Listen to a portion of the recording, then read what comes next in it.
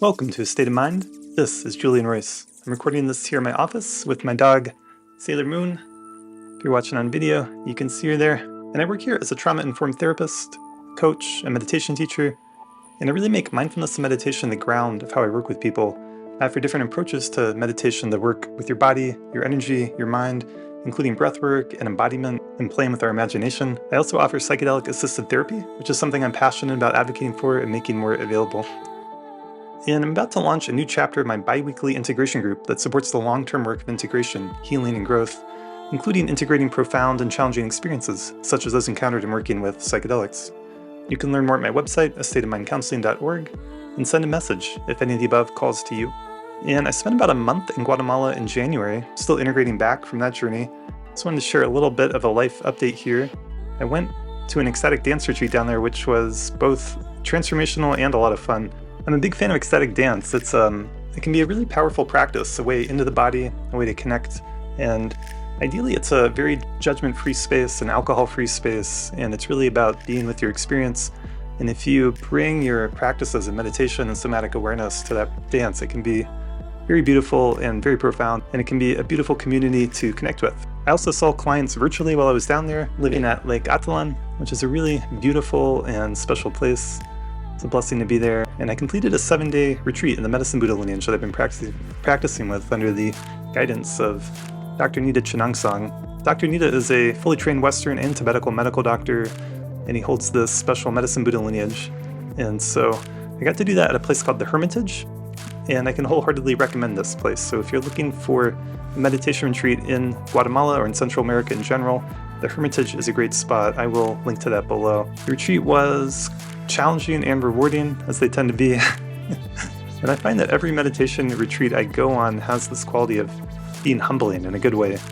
Because I get to see how wild and crazy my mind can be, and also the potential for transformation there. And as you know, I am passionate about health and wellness, and I use supplements and herbal remedies to help myself, and I recommend them at times to people. And there's one substance that I can definitely recommend, and it's called Shilajit. It's a natural, safe substance that's found primarily in the Himalayas, where it was used historically in Tibetan and Indian Ayurvedic medicine for centuries. It's also been discovered in the high mountains in Russia and now in Chile. And it contains many vital minerals and nutrients, especially fulvic acid. It can help with cognition, preventing Alzheimer's, and it can help in boosting testosterone for men. And I have access to a really pure, good quality, very high quality Shilajit that comes from the Ural Mountains in Russia. My friend, the artist Sudakra, is selling it, and so you can use the link below, send him a message that you want it, and message my name, Julian. You can get 10% off your order. Highly recommended. The Shilajit has been tested and found to be free of any harmful pesticides or additives, unlike a lot of the other Shilajits out there, so definitely check that out. And for today's episode, I'm talking with Hilary Sparrow. Hilary is a clinical psychotherapist. She's the founder and owner of the Denver Psychotherapy Group. She has over 10 years of experience with clinical psychotherapy, and she's trained in evidence-based practices including CBT, stress inculcation training, mindfulness and desensitization therapies. She has been a lecturer at the University of Colorado Anschutz Biomedical Engineering Department and University of Denver Graduate School of Psychology. She's written several papers and is the author of a book called Better Brain in 3 Days. So check out the links below to learn more about her and her work. And she has an online store now set up where you can get her book and other resources she's created for your own mental health and to improve your own brain health. And if you use the code Julian10, you'll get 10% off your order. So see the links below. And without further ado, I bring you Hilary Sparrow.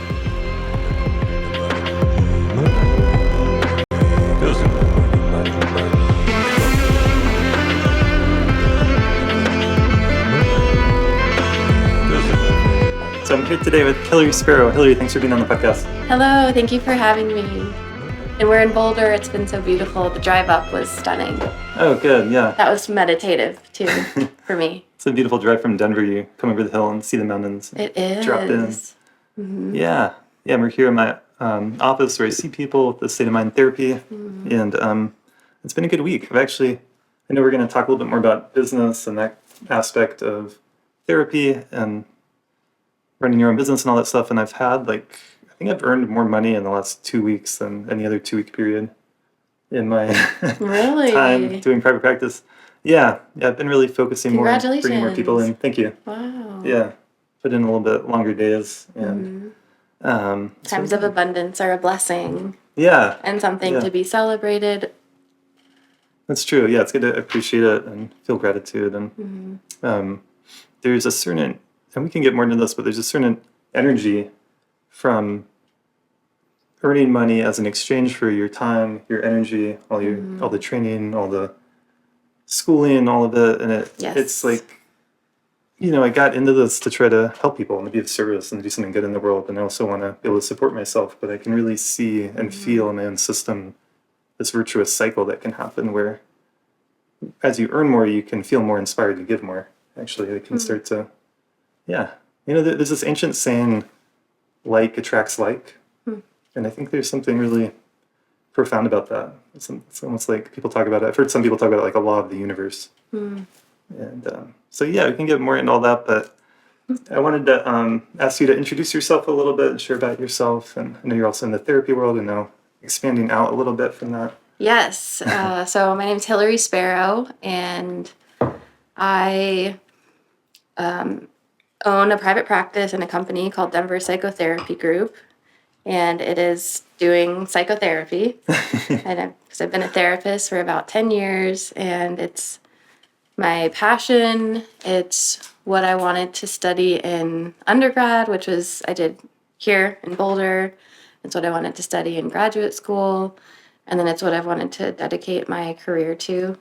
Because I really believe in the power of transformation, change, human relationships, community, body, the nervous system, the mind. Nice. And I just kept building. And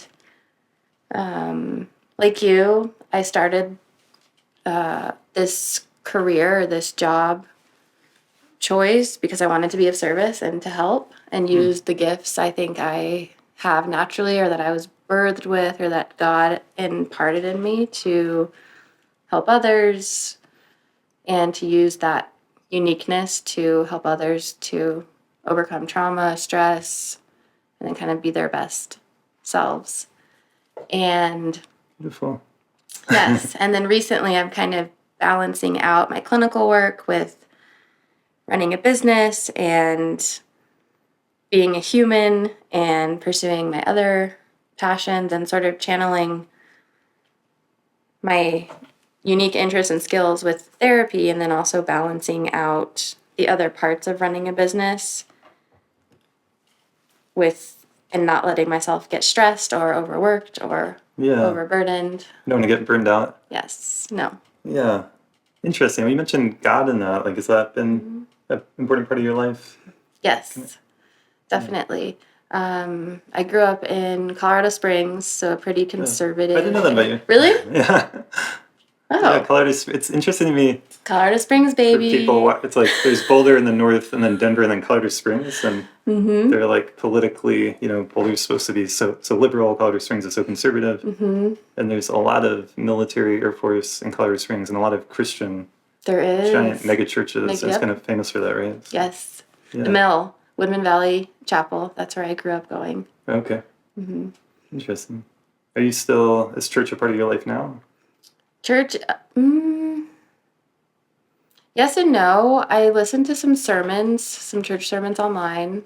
I don't go to as many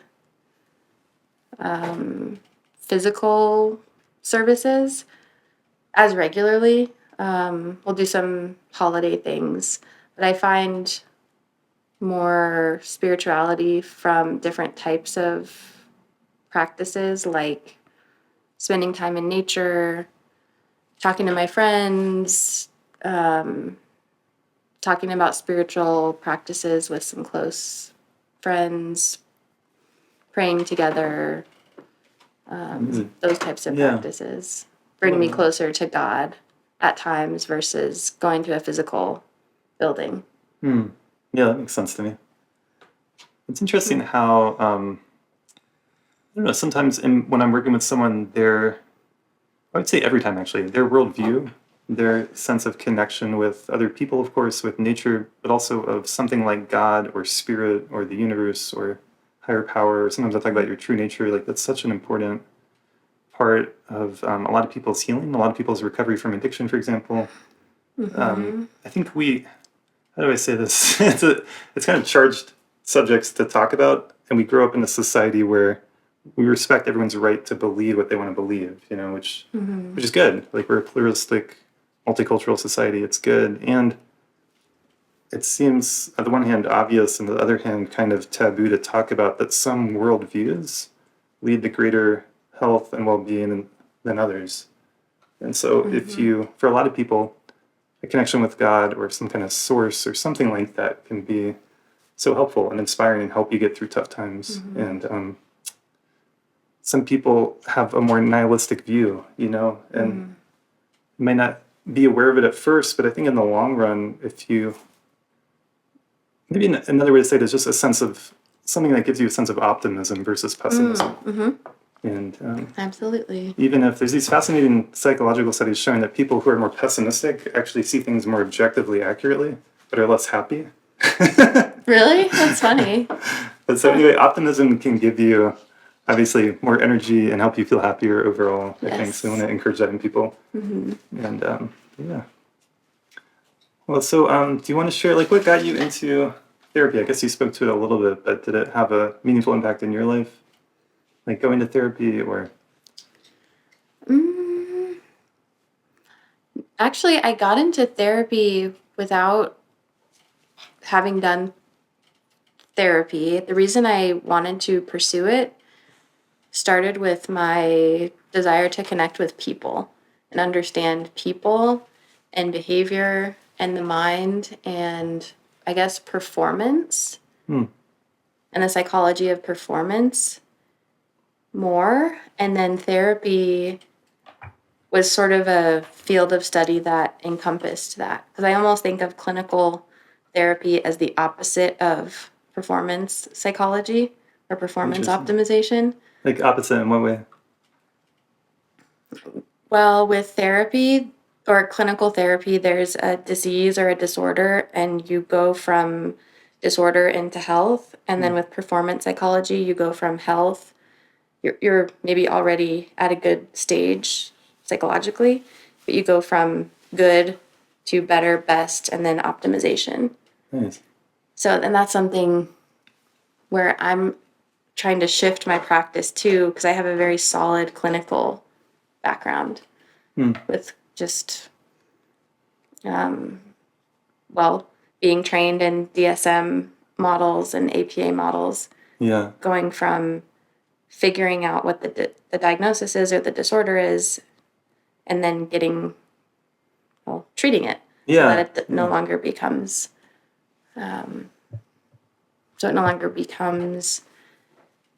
a disorder or a dysfunctional part of life.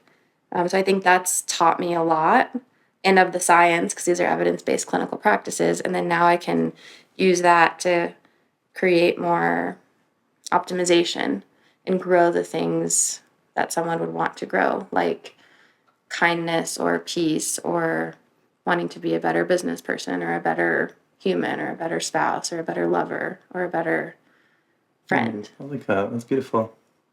Yeah, it's kind of natural progression too. It has been. It's interesting for those out there, because I've been getting more messages from people who are in grad school or thinking about going into this field Oh, really? of therapy or psychology or coaching. There's so much you can do with it. It can be so diverse. And There is so much you can do with it. like you just shared, like you could focus more on the clinical side. Within that, you could specialize in something like OCD or addictions. Or you could go more into maybe having healthy people live better lives, optimizing your life, Yes. self-actualization, like Abraham Maslow talked about. Yeah. And transcendental therapy, Oh, yeah. which is something I think, I don't know much about it. I think they teach it at Naropa, but more of wanting to grow and transcend your current self into your higher self or your wisest self, or connect to your spiritual self. Is that what you studied? Yeah, it's called transpersonal. Transpersonal. That's Yeah, what it is. transpersonal psychology. Transpersonal. Yeah. Yeah, it's an amazing history of transpersonal psychology. It was really developed in the 1960s, and it was supposed to be like the next major revolution in psychology. And for some reasons, it didn't quite take hold and become as popular but it's still been really influential, but a lot of people haven't heard of it. But it was meant to be a psychology that's more including our, kind of like what I was speaking to earlier, our spiritual aspects, the parts where we transcend our ego. That's where the word transpersonal comes from. Oh, interesting. Like going beyond your individual small self to connecting deeper with other people, or maybe things like altered states of consciousness, connecting with deities or spirits, or it was really the birthplace of psychedelic therapy, like we were talking about before we started recording. Yes.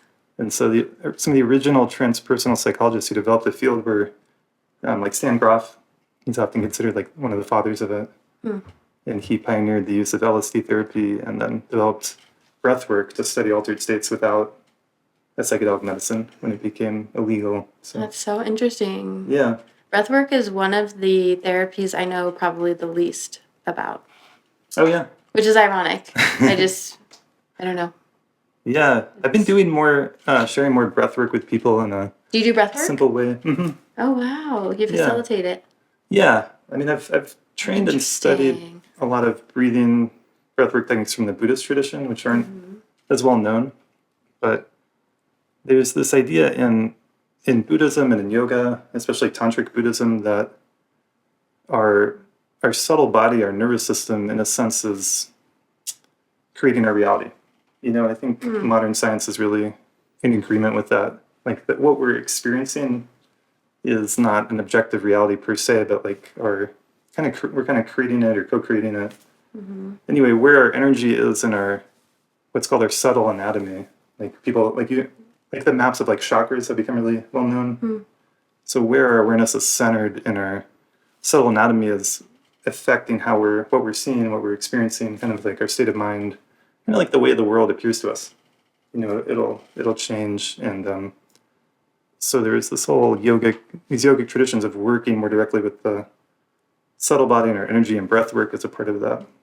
So like you can, like for example, if you slow down the breath and even hold your breath for a long time and practice that in a meditative way, then your thoughts will tend to slow down. You'll tend to have less thinking.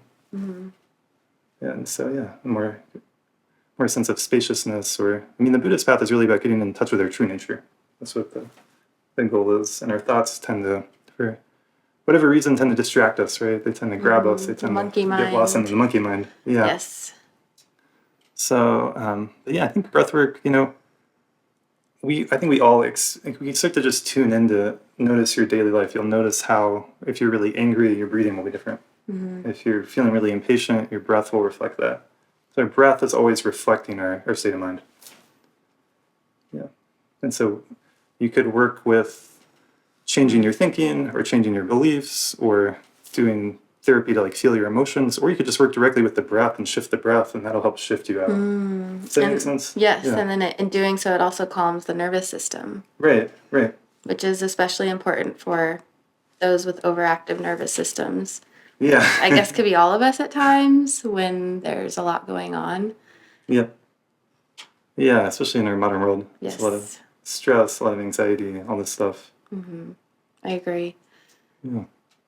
Yeah, I think another thing with breath is it can be a way to kind of get more in charge of the steering wheel of your life. You know, if you're like a bus going down the highway, so to speak, Yes. and you want to have more conscious choice about where you're going and how you're getting there, the breath is like a direct avenue to work with it more directly. Yes, and one of the things I teach my patients is a way to calm down the nervous system is to close their eyes if they're able, and then do a body scan to figure out what part of their body might be dysregulated or overactive or stressed, and then place a hand on that region and then count. So maybe count to 5 on an in-breath, pause, and then count to 5 on an out-breath. Nice. To sort of create a process or a practice for it, and then just wait or do it 5 times. And then open the eyes and orient yourself to the present moment. Beautiful. And by creating that pause, then you allow space, and then you can start making decisions or going out to do the rest of your day from a place of regulation and confidence and calmness rather than stress. Yeah. No, that makes a lot of sense. I like that. I'm going to remember that one. I like the connection with the body, finding it in particular based on the body and touching it. Yes. And it's very nurturing. It creates a way to love yourself. And there's an anchoring technique. Sometimes it's good for women too. If you put one hand on your shoulder, one hand on your lower abdomen, it's sort of like giving yourself a hug. Yeah. In some ways. And that's also very grounding. Feels good too. It does feel good. I would say almost everyone I work with, and I've done a lot of intentional, I don't always love the word work, but a lot of process around this of like how we talk to ourselves, how we treat ourselves. Yes. Almost everyone I work with struggles with a lot of inner criticism, feeling like they're not good enough. And for some people, it can be life-changing just to give themselves a hug and start to treat themselves like they're their own friend instead of constantly getting the message of not good enough, not doing enough, all that kind of stuff. Yes, and that makes me think about parts work or internal family systems to honoring and acknowledging the part that needs the hug and then honoring the part that gets the hug.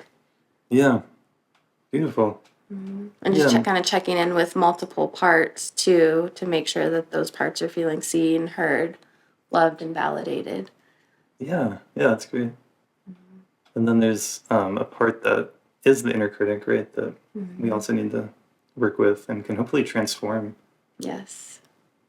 Yeah, it takes a certain amount of mindfulness development in order to be able to really work with parts like that. I think so too. Yeah.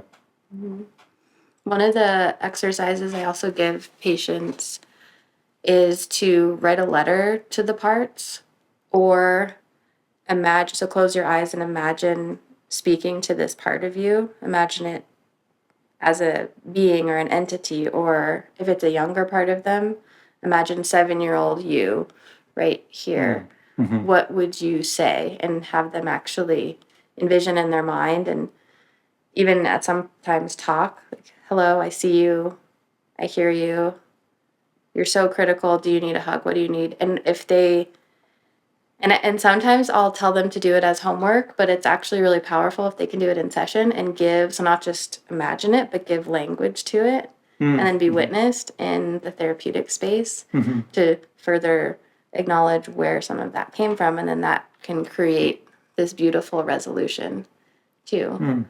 To where that self-critical part isn't talking as loudly all the time. Yeah, that makes a lot of sense. I love that. Writing a letter. IFS for those listening, it's internal family systems, and it's a super powerful form of therapy that's become a lot more popular. Probably a lot of you have heard about it, but I found the question of like we identify the parts. Sometimes you can give them a name that can be helpful. You can like write down some of the different ones can be helpful, kind of like what you were just sharing. And then the question of what do you want? What do you really want? Like what just and sometimes you got to stick with that for a while. But we can identify the inner critic, for example, that we all seem to have for whatever societal reason. Somehow we've been conditioned that way. And then what does it want? What does it really want? And usually it's wanting really good, positive things for you. That's why it's criticizing you. But we've learned this negative conditioning to kind of criticize ourselves in an effort to get better at it. And it works kind of, and it worked probably when we were kids and in school. Like, for an example, study really well for this test, or you're going to fail and you're going to be a loser and you're going to not get the job or not have the life you want.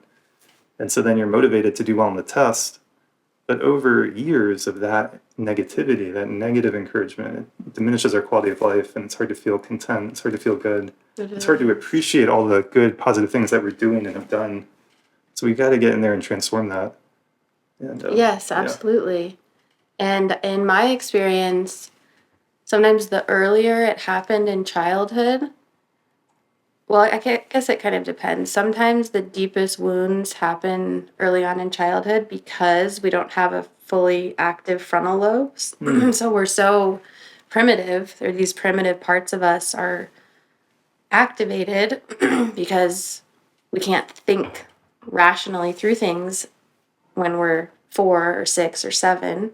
And so then I think part of the therapeutic process and what leads to resolution when we can do the parts work is being able to activate the wounded part, and then use our wisdom, knowledge, intellect, higher spirit, higher self to put a balm over that wound and almost mature it. And then we don't make it go away. We just sort of soften it and then heal it so that it's not as active and it doesn't sort of take control in that way. Yeah, that's a good way to say it. So it doesn't take control in a negative way. Because I think part of the thing that makes anxiety, dysregulation, and stress so difficult is the subconscious nature of it, or it seems to sort of pop out of nowhere and then become all-consuming. Like a tornado comes and just wraps us into panic or anxiety. So the more we can recognize it and label it and start to understand the roots, it becomes less intrusive, Yeah, absolutely. less powerful. Yeah. And we become the thing that is more powerful over it. So that the thing still happened, but we can create more control, agency, trust, truth. More choice. More choice. Yeah. Yes.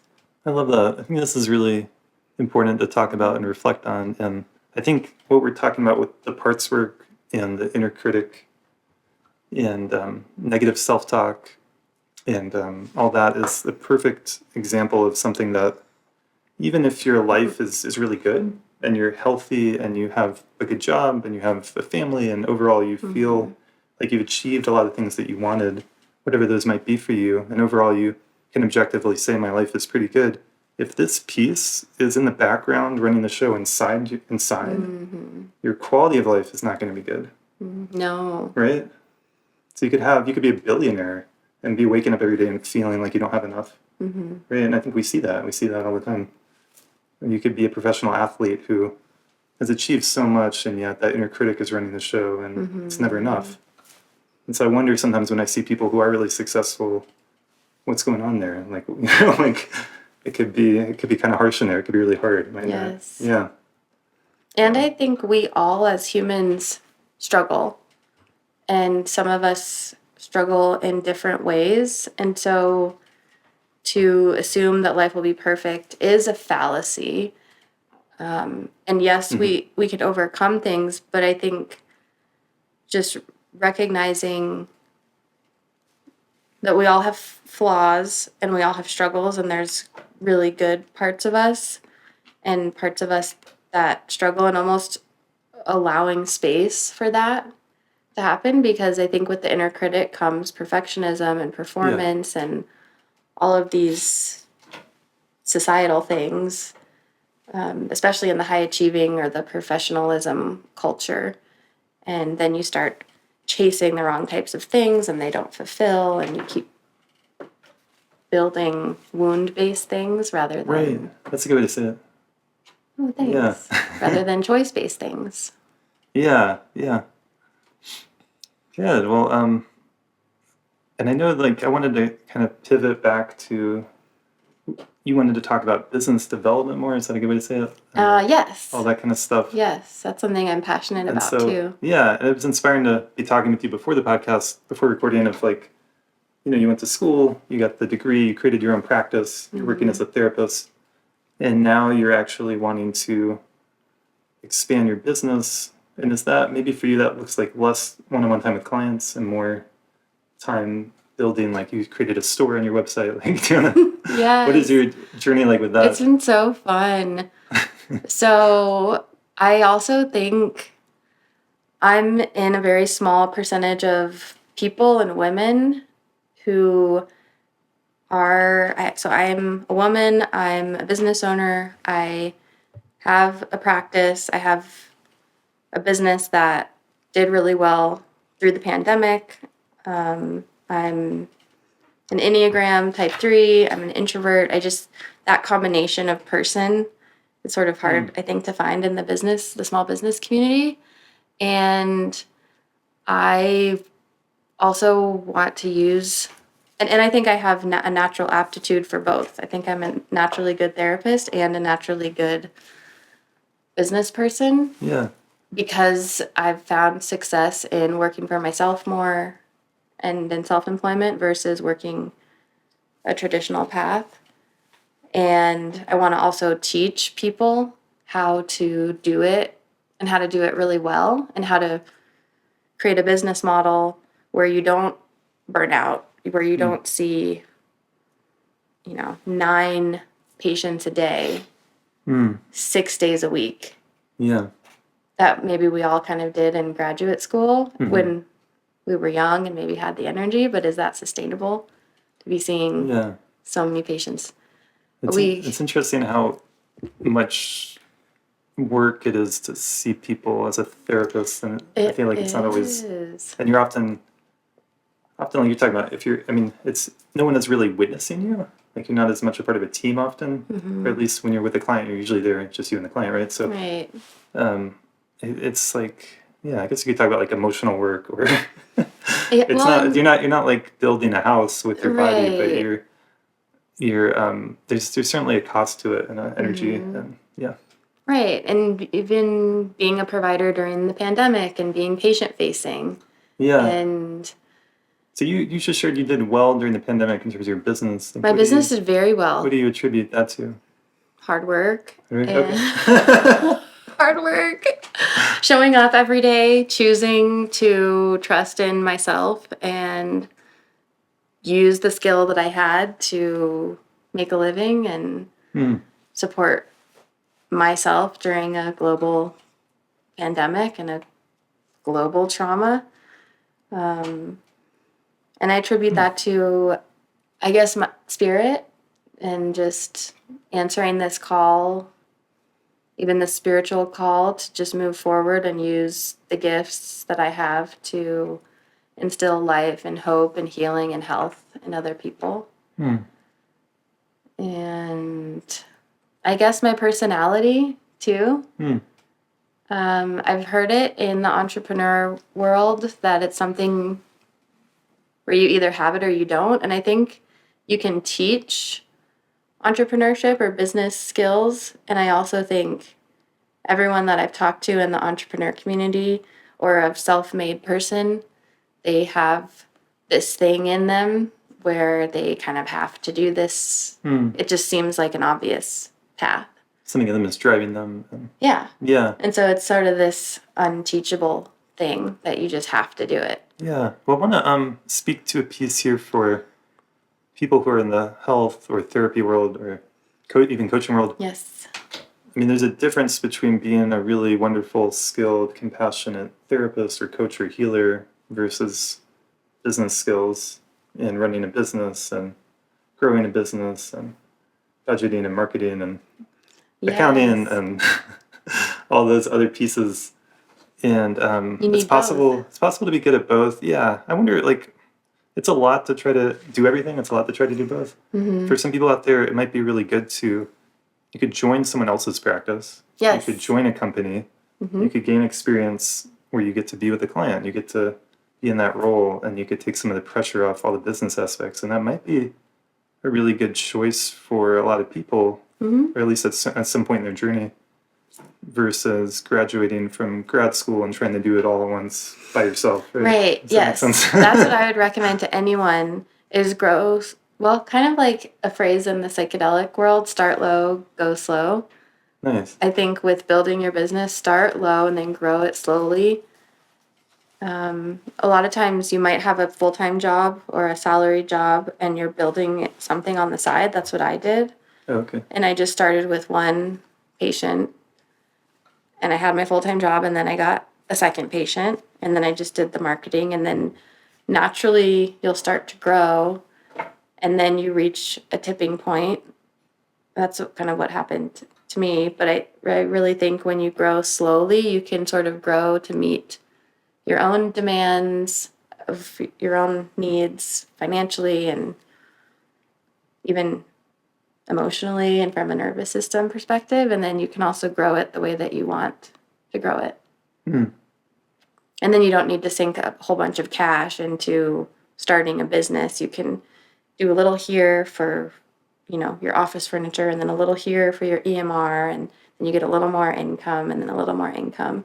So you sort of grow it naturally. Step by step, growing it Step by naturally. step. It's almost like the way a tree might grow. Yes. And not get too overwhelmed or too much stress or to spread yourself too thin. Yes. Yeah, that's good advice. Thanks. I think it's been good too. And it creates more peace because then there's not as much pressure internally. Yeah. Yeah. Yeah, and finding ways to navigate all this without, obviously, I mean, as therapists, we know this, right? You don't want to have a lot of stress build up in you, and the people you work with will feel that too. Right. Yeah. I feel like one way I notice, if I'm honest, stress show up in my life is a sense of impatience. And that's like a sign. It's like a little bell ring. I'm like, okay, That's so let's take good some to breaths. notice. Like, let's come back to trust and let's come back to, doing one thing at a time and trusting the process. And that kind of scrambling and trying to do everything at once or trying to multitask or feeling overwhelmed. If you just zoom out and look at it, just objectively speaking, generally that's not actually helping you to do anything well or to, it's kind of counterproductive. That's a great mindfulness practice too, is to figure out when you're stressed or what behaviors might lead you to know that you're stressed. Because sometimes when we're in it, we don't realize it. Totally, yeah. And we'll just try to accumulate more and do more and do more. And one of the ones for me is when I forget to eat, or I'll have a protein bar chip dinner. Oh, no. Protein bar chip and maybe a little glass of wine for and call that dinner. Because you're working so much? Well, yes, or I just get into my productivity mode or my flow states, or I'm going from place to place and I don't prioritize it as much. And then the appetite goes away. So then I realized, when was the last time I sat down and made a meal? And mindful cooking is a practice that for me that really brings me back to center. And if I can get some really nice salmon or some organic greens and then put on some music, light a candle, do some essential oils, do what's it called? Incense stick, and then just make the food. That's so nourishing for me. Yeah, I love that. And then I can really take my time making it and then take my time eating it. That's good. Yeah. Something else that I've been in this kind of vein that I've been doing for myself is, I'm someone who loves audiobooks. I love podcasts. Me too. We have this amazing technology with the little earbuds or the headphones, and I've actually been consciously turning that off more. And what you're talking about, okay, I'm going to make dinner now. Yes, a little bit of music is fine, but not listen to an audiobook, not listen to a podcast, not Just listen to the being news. still with yourself. Because I think we're in an age of information. I've talked about this a lot on the podcast. It's overwhelming amounts of information all the time, and it can feel good to be taking it in, and we feel like we're learning, and we are in some sense. But it's like an information diet. You don't want to overfeed yourself, Right? And you want to take care of the type of information you're taking in. But I think that's a good message to share, to not always be listening to something, not always be trying to do something all the time.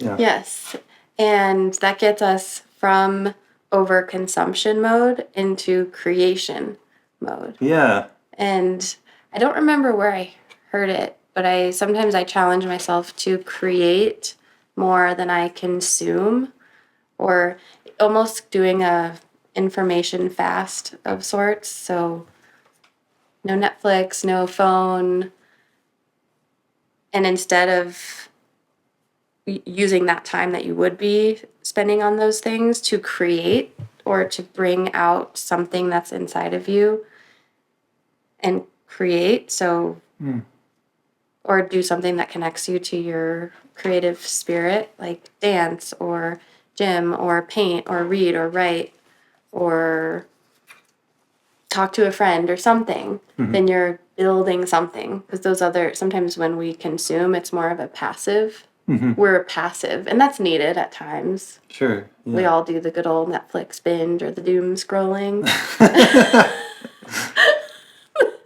Yeah, which doom scrolling, the opposite of that would be hope scrolling. hope So scrolling. rather than just mindless Yeah, where does scrolling, that doom scrolling, where's that word come from? probably Instagram or TikTok or something, pop culture. Yeah, hope scrolling. Yeah, so hope scrolling. The other funny phrase I was thinking about is rather than road rage, road gratitudes. So that actually happened to me once when I was feeling really happy driving and I was in traffic and somebody let me merge in. So Oh, they were cool. being nice. Yeah. And so I just did the wave and I thought, thank you. You're so nice, which is great. So then we can raise awareness to that rather than there are times if I'm late or rushing, Yeah. The road rage of like, "Arr." Yeah, I really made an effort to slow down when I drive, not Yes. do that, not contribute to the craziness out there. Yes. I've worked. Some people I've worked with, like road rage, can be really serious, and I know. it can really upend people's lives. Mm-hmm. And yeah, like there was this one person shared the story with me that they were stuck in traffic in the highway in the Denver, and there was like a little lane on the side, and this car chose to like squeeze by and like drive by all the cars that were stuck in traffic. And then he like honked at them or something, and they rolled down their window and threw like a glass bottle out the window at him. It was just like Sounds about right. and like the amount of like anger, but then he had a bunch of anger in his nervous system, around that, and it can just escalate so fast, and you never know who's out there, who's behind the wheel. It's always better to Right. just try to take the higher road, so to speak, and not engage with that. It's just not worth it. So yeah. Yeah, road rage is a wild one. It's good to hear and reflect on these things and like slow down. I think slowing down is Slowing super down. important. Yeah. It's super important. Admittedly, it's harder for me at times. Yeah. I'm really working to slow down the pace of my body, the pace of my mind. It was Ram Dass who said, the mind is a wonderful servant and a horrible master. Yeah. Do you know that quote? Yeah, the mind is a wonderful servant, Wonderful a terrible servant master. and a terrible master. And I love that because I've always believed in the powers of the mind. And I studied psychology and intellectual processing, and I work with strengthening the brain, the physiology of the brain, making it stronger. And I love information and consuming and even getting all reading and learning about the newest things. And also I've learned I have to contain it. Otherwise it can create looping and things that aren't helpful. Yeah, absolutely. So learning to harness the power of the mind Totally. Yeah, is a strength. Absolutely. For me. Yeah, and contain it. That's important. Yeah, I love Ram Dass and appreciate him. I don't know if he's the originator of that. It's a really beautiful. I think it's like an kind of an ancient saying. Oh, is it? I think so. I shouldn't look it up, but it's it's our thinking mind has kind of taken us over, and it doesn't make us happy. It drives us crazy. But that's an interesting. I think that's a super profound saying, and it's worth meditating on. Honestly, reflecting on. I do too. The mind makes a wonderful servant, a terrible master. That is implying that there's a part of ourself that's bigger than our mind. That there is. The master, so to speak, in us is something beyond our thinking. Yes. And we need to be in touch with that. We need to live and come from that place. Yes, and that's part of the reason why I specialize in somatic therapy, too, is because with therapy, there's only so much you can get to by talking or by intellectually processing something. And as an intellectually smart person, that can be hard to grasp, but that's why I love doing somatic therapy and working with the body is also to see the miracle that comes up. Because usually we know. So watching patients to kind of quiet down their mind and connect to something that they didn't even know was there, that's creating this stuckness, and watching them see it and then overcome it in the body, and then creating the mental frameworks to support that is beautiful. And that's one of the reasons I do this work too. I love that. Yeah, that makes a lot of sense. And it's so fun because some of the people that I seem to attract a lot of heady people that are business people or entrepreneurs or software people or doctors, lawyers, very mentally strong people. And so I'll say, for this session, I want you to turn off your brain, try to leave it outside of the room, and then connect to what's going on internally, and trust that whatever's coming up is coming up as an opportunity to heal, and I'll guide you through it, and we're going to face that and just to watch that unfold. Nice. And then the relationship to that part of ourselves. Because I think sometimes too we're okay with the connection with the mind, but there's a learned process for how to connect to the wisdom in the body, the inner spirit, the nervous system. Absolutely. And to integrate. Yeah. And then to integrate all of that. Yeah, and to integrate it. I love the word integrate. I think so many of us are kind of living in our heads, or stuck in our heads and our thoughts a lot. And so, yeah, we really need that. Yes. I think, like, to bring it back to the business development piece and being an entrepreneur, and like, it's good to be able to get a lot of stuff done. It's good to be motivated and ambitious and organized. And so you could you could take a lot of what we're saying and just look at it very practically. That you can. There's another ancient saying: going slower, you get farther. Something like that. Going slower, you get there farther, or get faster or farther. And it's like, you might be able to get there, so to speak, do the business or have financial success. If the cost is a lot of burnout and stress, well, I guess we're trying to suggest an alternative path. Yes. That in the long run won't only make you happier, it could potentially be better economically, financially, right? Like, and more sustainable. Absolutely. I think a big piece with like mental health, like happiness, well-being in general, is if you can have this positive vision for yourself and trust in that, right? And if you can have this like bigger vision and you're trusting in that, and wherever you're at as a step on that path, then your system can relax around where you're at, and you can move forward without that like scrambling stress building up too much. Yes. Right? And there'll be times that are stressful, of course, and we do our best and we meet the challenge. So it's not about like being totally stress-free all the time. But if you can tune into that bigger vision for yourself, and that's something I've been doing with more people I'm working with, is like creating that positive vision for yourself. Like, say someone's going through a really tough breakup and they were engaged to be married and that blew up in their face unexpectedly, or they just lost their job.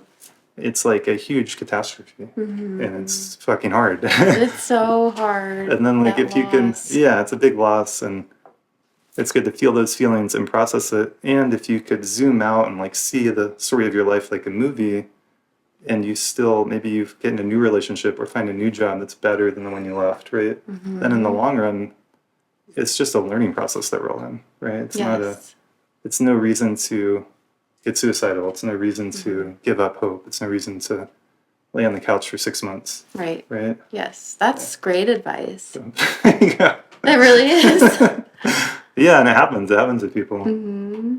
It does, and also to validate and contain the loss or the experience of the loss, and then create movement forward. Yeah. And honestly, if we had a more realistic view of ourselves and of what it means to be a human being alive, we should be expecting those disasters to happen. Not in like a negative way, but just in like, this is life, and like shit happens. And learning to suffer well. Yeah, there you go. Yeah. Like, where do we get the idea that this was just going to be a cakewalk? And then we're so disappointed that it didn't work out the way as easy as we thought it would be. Yes. Like, where does that come from? Like, maybe Disney movies. I don't know, but it doesn't serve us well to have that kind of perspective. And I think when we give ourselves permission to fail, we also access this thing. It's not so, because sometimes it's easy to focus just on the failure and get stuck there. Right. And that's when the negative self-talk can come in. But then if we view it from a larger perspective, what did I learn about myself? What did I learn about the situation? What did I lose? Because sometimes with failure, we lose things. Especially in the business world, we lose money, we lose time, we lose products. Like, I just dropped my phone like a month ago, so I lost It's that. a loss, yeah. That's a loss. But then we learn things like maybe I should get a really strong phone case and invest a little more because I'm so active with my phone Yeah. that I won't make that decision again, and then I can have a longer shelf life for my phones. Right. Yeah. Rather than just, and to be honest, I did dwell a little bit on the phone situation. I thought, oh my gosh, how long can I make this last? Why did I drop it? What all these things happen. But then you just have to move forward. Yeah. Yeah, and it's still working, kind of, right? It still works, kind of. Yeah. Yeah, I think another good thing to remember is humor. If we can laugh about it, if Yes. we can, at least from time to time, to be able to touch that. It's so Yes. healing. It is. And create space where our humor is welcomed and is seen and heard and is perceived well, too. Yeah. Yeah. Yeah, having good friends around us is super important. Community and friends that we can laugh with and can help us have that bigger perspective. Yes. Yeah. Well, I'm excited for you. Do you want to share about your direction with your business? Yes. So where I'm taking my business is I'm balancing out seeing patients, and then I'm creating resources for patients and therapists through my website. And right now it's a little shop, and it's basically continuing education resources and therapy worksheets. So little things that are designed to help kind of move patients along. It's basically the things that I've learned in 10 years of being a therapist. I'm productizing myself in a way and sharing all the best practices I've learned and putting it into a book form, and I'm self-publishing a lot of things. Oh, cool. For the purpose of reaching more people and educating people in the things that I've learned and making therapy more easy to access. And because sometimes too, therapy isn't the answer. Sometimes That's a good point. Right? Yeah. And even for someone like me, it's like maybe I need to go have a girls' night with my girlfriends rather than schedule another session with my therapist, because I know I'm going to talk to my therapist and she's going to say, when was the last time you talked to your friends? When was the last time you let your friends hold you, or did you share this struggle? Because one of my other ways I can tell I'm stressed is I can sometimes self-isolate or... And I'm an introvert, so sometimes it's healthy, but also sometimes it's sort of like, do I want to spend a whole weekend as an introverted hermit? Or can I maybe just do one day as a hermit and then one day as going out and doing things and seeing people and going on an adventure or going hiking or something? Yeah, and that balance. Yes. But I also think I've been really blessed to be able to grow my company in that way, and that also allows me to access my creative spirit too, because I really like having a company and building and creating things and displaying information in a way that's really playful and easy to digest. And the resources that I've made, I specialize a lot in concussion recovery and anxiety and stress, and it's designed to be a quick process. So my first book I published was Better Brain in 3 days. So I think we change, like, we want to change in small bursts, not in large. Well, change is hard for all of us, but if we can do it with something easy, like in like a 3-day practice, that can help create the momentum to then make the changes stay. Feels more manageable. Yeah. So it's designed to be a quick read, an easy read, and then practices that get you thinking, and then in the mind, and then behavioral practices. Nice. And they're cute. There's cute little images too, like little cartoon brains, because it's also designed to strengthen the physiology of the brain. So that's another one of my interests and passions isn't just therapy, but learning more about the organ that we're treating, and why something like mindfulness is helpful is because it grows the gray and white matter in the brain, and then it strengthens the fiber tracts in the subcortex of the brain. So like a muscle, we're creating a stronger operating system for the therapy techniques to work with. And so I'm kind of emphasizing those things to empower other people to understand the physiological and anatomical side of it, and not just the therapeutics space. And it also helps me integrate more science and just learn more about the nervous system and the body and the brain, and from both sides what... Say the name of the book again. The brain. Oh, Better Brain in 3 days. Nice. Yes, that's my first book.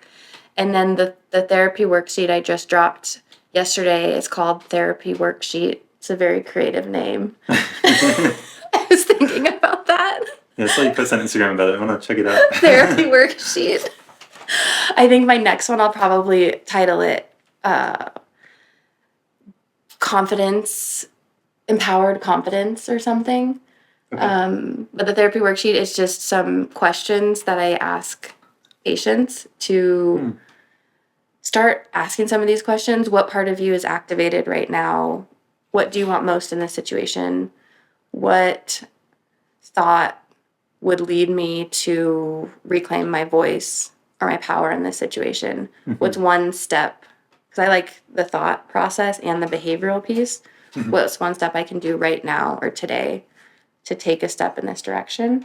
So it's just little things like that, to where if you don't, or sometimes if you don't have time to schedule with your therapist, or if you're out of the country, or you just need something quick to get you back on track. Yeah. And it's funny because one of my friends did the download of the book, and she's going to Italy Cool.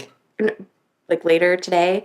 And so it's also great for if you're traveling. Yeah. Because you can pull it up, and if you're at the airport and there's just a quick thing, 'cause traveling can be disorienting for some. Oh, yeah. So it can be really stressful. Yeah, so that's just another part of the business that allows me to be really creative and fun, and I can allow the right part of my brain to kind of roam free and kind of balance it with the other part of the clinical practice. So it's sort of me in a box. In a way, I thought of a cute little title, like a shrink in a box sort of thing, or a shrink in a page or something. But it's just, maybe that can help. So then you don't have to do an actual therapy session. You can still it's good. have support and be... Sounds supportive and like a good resource and Yeah. something you can do. Yes. I like this idea of like self-therapy, like learning tools, techniques. I mean, a lot of us, we're doing it anyway, like self-help books or therapy books or psychology books or whatever. That is your own part of your healing process too. Yes, I think so too. And even with IFS work, learning to reparent the parts of ourselves that are wounded or that tend to come up when we're stressed, and giving ourselves what we need and being empowered and in those moments versus allowing the wounded part to take over. Yeah. Too. Beautiful. It sounds like you've taken like Thanks. a more scientific interest and brain-centered interest. Yes, and also because it works, and it does, like we've talked about ketamine as being a catalyst therapy, but it can eliminate the need to extend the therapy session from 30 sessions to we can get the same things done in maybe 15, because we have an agent that is designed to strengthen the brain and also quiet down the overactive limbic center. Yeah, totally. Yeah, I think it's good there's different ways you can approach therapy, It can be helpful to have... I'm an advocate for, of course, if you can get like the real healing you need quicker rather than longer, that's better. Yes. It can be good to, like, if you can maintain a relationship there, even if it's just checking in once a month or once every other month even, or have a sense of... In my ideal world, there would be more of that. There would be more... for those who want it, at least, because I just see a lot of value in like a long-term being able to be seen, being witnessed, and I wonder if more therapists could offer more like shorter check-ins that when it takes so much time, they want to take so much money, but there's a way to maintain that connection that I think could be helpful. I don't do this, but I would call it a booster. A booster, or like a brain booster, a little booster session or a mini session. I thought about doing that for Christmas. That's the other thing that's interesting about being a therapist and selling ourselves. Because I think that therapy is the thing that sells itself. So that's our product. But around Christmas, I wanted to do like a Christmas special or something. $75, you get a mini session, like a 30-minute check-in, and then these worksheets, and then a book. Oh, cool. And I've also been getting more, as a part of the how I'm building or expanding my business, offering more 30-minute sessions. For whatever reason, I got into the 50 to 60-minute or a 75-minute for the EMDR. And more recently, I've seen the value in just a quick 30-minute. And then I just learned about a 20-minute. Cool, yeah. In either telehealth or in person. So just doing more of those too for people that might just need a quick little check-in. Yeah. Do you offer 30 minutes? I offer 30 minutes, yeah. You do? I've done that with some people who were coming to me to learn more about meditation. And it gave us time to meditate together and check in. And then some people have done what you're talking about, like just like a shorter check-in. So yeah, I think it's good to have different times. I mean, I also do 90-minute and 2-hour sessions. So with the ketamine, you have to do a little bit longer. Yeah, I'm with couples counseling, which I also do. You do couples. Interesting. I really like the 90 minutes. The 2 hours are good, but it's costs more money and it can get really intense. But for people who want ketamine? For couples counseling. For couples. I usually do the 90-minute, but I offer 2 hours sometimes too. Oh, wow. It's just going to be, it gives you enough time. I mean, 2 hours is enough time to, some of the masks and defenses will come down. Some of the things that are there in the background that want to come out but are hard to say, or you keep putting them off, start to come out just by virtue of staying in the space for a longer period of time. Right? It's like, it's interesting. That's true. Like someone can put on a kind of front for a certain amount of time, but I think after about an hour or so, it just starts to like, it's too tiring to pretend for that long. That's one of the benefits of ketamine therapy, I think, too. I think so, too, Is it just unmasks you so fast. Yeah. Absolutely. Yeah, I think a lot of psychedelic therapy can have that unmasking quality and can be like a kind of truth serum. Yes, that's one of the things I was just thinking about, is how these agents are truth tellers. And it's less about what it is, like the thing, like psilocybin or ketamine. And we can get so easily focused on that, especially us therapists. We get enamored with the substance. But it's not really about that. It's about what it opens up. And we can then see things through a different lens that we haven't seen before. Or we see it through a lens when our nervous system is less active. And we see truth. Yeah. And then it's up to us what we do with that truth. But I think it's a truth teller. That's a great way to phrase that. Yeah, and I agree. And I believe that seeing the truth, speaking the truth, being witnessed and heard and speaking truth, like that's the medicine, right? I mean, that's what we ultimately really want and need, I think. I mean, there's different ways we could talk about that or understand it, but there's some part of us that kind of knows what's true. And I mean, true could mean different things in different contexts. But to be able to put it out loud and to be able to name it. And Yes. And so I think it goes for two ways. You see the truth about a situation. So for trauma processing, you can see the trauma or the thing you were avoiding or the thing that's really hard or scary to face. You see that, and you also connect with the truth of yourself and what you want to do about it. And things happen a lot more rapidly too. Yeah. Because in the case of maybe a traumatic event or an abuse or something, you can see what happened, but then also you have the internal truth to know what is needed to resolve that. Yeah. And then what behaviors you might need to take or what thought patterns you might need to establish to create that or to move that Yeah. forward. Yeah. It's almost like getting in touch with the truth. It's like a seed that then like sprouts, and you see Yes. the different pieces and the connections there, and you can see the path forward. Um, yeah, I mean, I think with trauma, like there can be a process of you need a certain amount of, or maybe a lot of safety to go there, Yes. but the just ability to open eyes, open up the closet door, and look at it. It's easier to say than do, and that's a part of healing trauma for sure. Yes.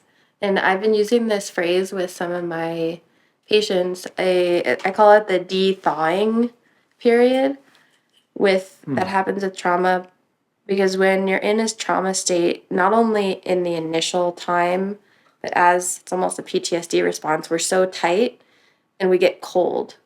And so if you can then recognize in the body and then almost thaw out and create more warmth in yourself and with other people, and that's the community aspect, what I think happens in this microcosm in therapy, it creates space for that, the relational component to happen, so then they can emulate that outside of their world. That can happen too. And we don't think about it, but I love this metaphor of hot and cold and being tight and then thawing out, because as you thaw out, your body position opens and then you kind of start to attract other types of warm people or individuals who have that same frequency, and you can create positive relationships and friendships and community to sort of override the tight, cold, callous trauma response. I love that. It's a beautiful description of that. Oh, thanks. And then trust. There's- It also creates and strengthens Creates more trust. Yeah, there's like you're speaking of like this warmth, like there's a physiological warmth in our body and our nervous system. Beautiful. Well, good. It's been so wonderful having you on the podcast. It's been great. Thank you for having me. Your energy is so grounding. Oh, good. It is. It's great. I thought this podcast would be really fun to do because we're so different in very complementary ways. Yeah. Because you teach about meditation, and I teach about stepping out of anxiety, stress, and trauma. And so you're more meditation. I'm kind of more clinical. I sort of move really fast normally. It sounds like you move a little slower. We both have dogs, so that's good. Yeah. Dogs are important in my life. Yes. I love dogs. Thank you. Yes, thank you. This was so great.